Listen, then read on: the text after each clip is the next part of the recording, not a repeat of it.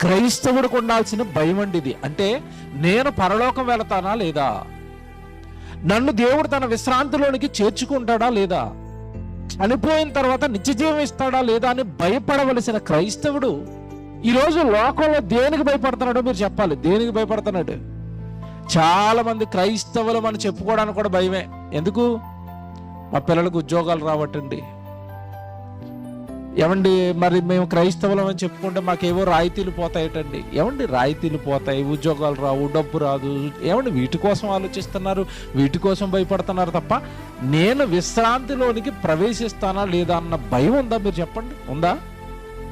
ఏ క్రైస్తవుడికైనా ఏ క్రైస్తవురాలికైనా నేను చాలా భయపడిపోతున్నానండి, దేవుడు నా లోకం పరిశుద్ధమైన లోకం కదా, ఆ లోకానికి నన్ను తీసుకుంటాడో లేదోనని నేను నిరంతరము భయపడుతున్నాను. ఎవరున్నారు? ఎవరు భయపడుతున్నారు? ఎవరు ఆలోచిస్తున్నారు?